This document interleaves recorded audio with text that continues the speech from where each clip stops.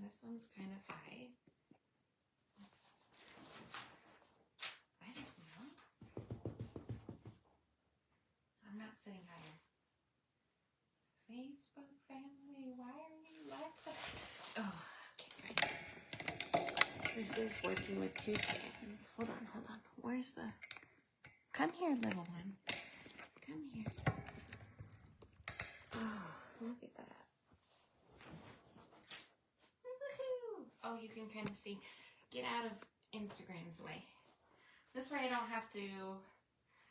I have to download my Facebook and put it onto the spiritual message and put it onto Instagram, but now we're double streaming. So let's do our spiritual message of the day. I have a lot to get done today, so I'm just going to jump right into it. Hopefully we are having a good day. The kids are at school, Labor Day. Hopefully that went really well for you. Hopefully you got all your shenanigans out and you're caught up on your laundry and your dishes and all the things. I hope you're having a blessed, beautiful day. Okay. Today is September 2nd. It says practice positivity. Look for the good in every experience and, as best you can, find the lessons in each setback. Celebrate wins, seek out the bright side, surround yourself with positive people and environments. Being optimistic takes practice. Optimism may not work all the time, but the more you practice thinking positive, the more optimism becomes second nature. Two things come to mind when I think about this.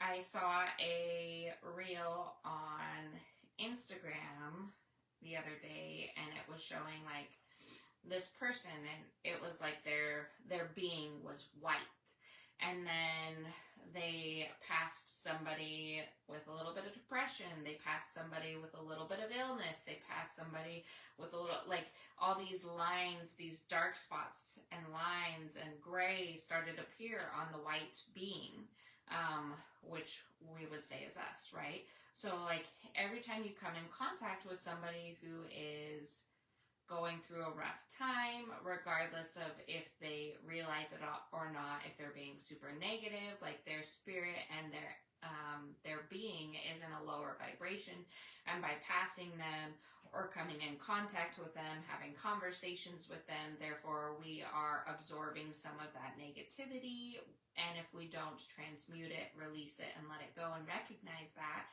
calling back our power, releasing any energy that's not our own, then we can end up being that person that is like negative. You think about the people that are always negative and that you're like, oh, when they call, you're like, oh no, I don't want to answer this phone call, because if I answer this, I'm just gonna, like, it's, that person's just gonna complain and complain and complain. That person wasn't always like that. Like, they ended up becoming more of the world and less of themselves because they didn't realize the healthy things to do to reach for that positivity, to look for that optimism, to see the lessons in the trials that they were having. Instead, they were overcome by it, and now they become this pattern of negativity. So, just recognizing that I know that we're all going through tough times, and I know September is just going to be, it's going to be interesting. It really is. But we need to understand the trials and like move through them and remember to look for the things that are positive.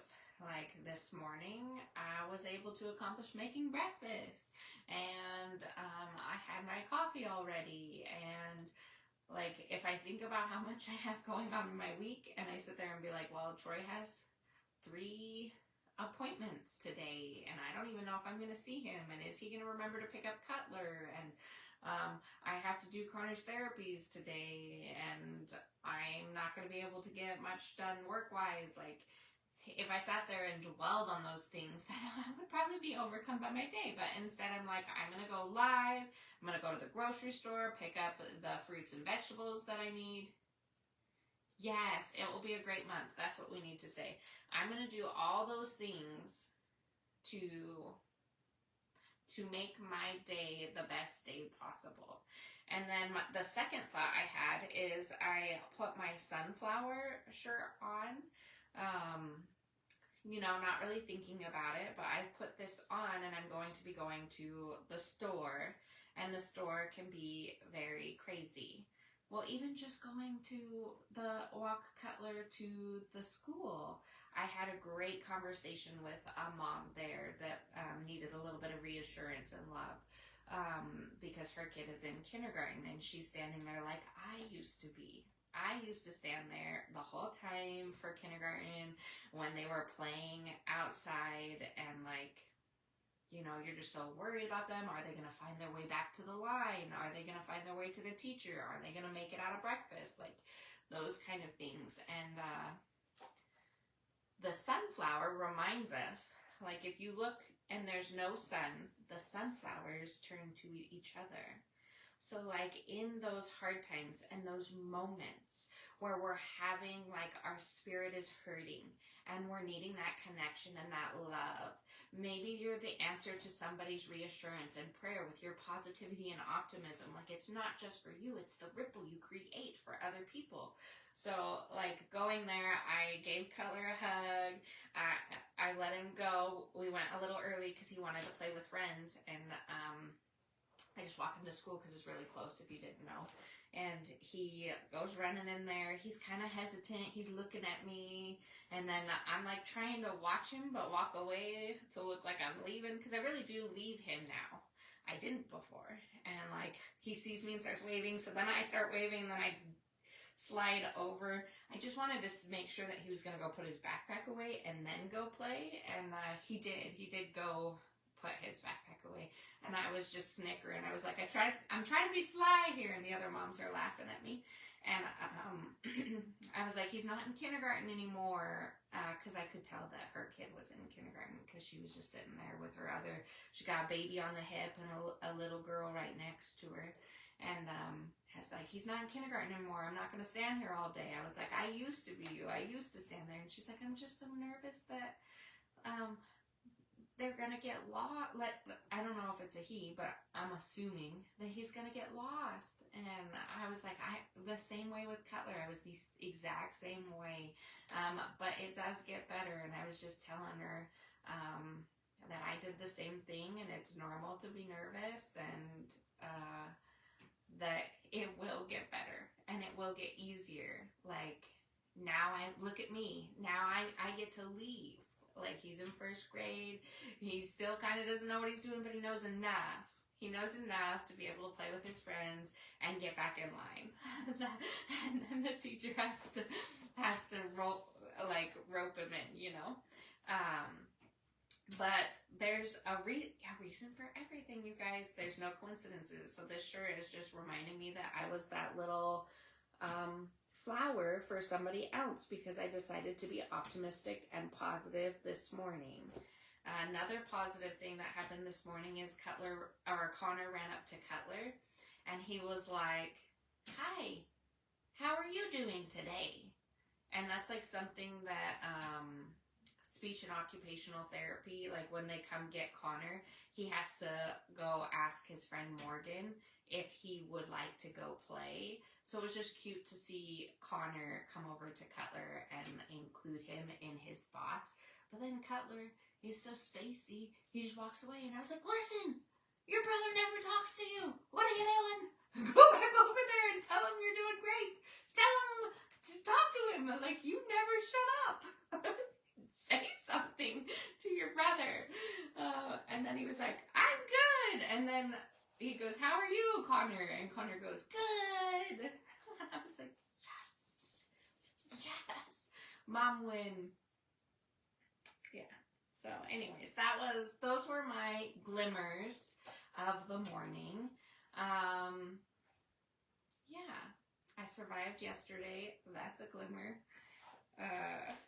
But practicing positivity. So make sure that you're practicing positivity, because of those experiences and those things, not only do you brighten your day, but you brighten everybody else's day. I started my kids' day out right because I was pushing for the positive, right?